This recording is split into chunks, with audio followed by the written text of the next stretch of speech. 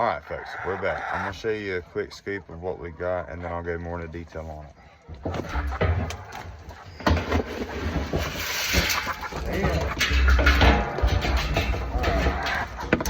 So we've got corn, sunflower, flaxseed. Just help yourself. Split spring peas. You can kind of see the.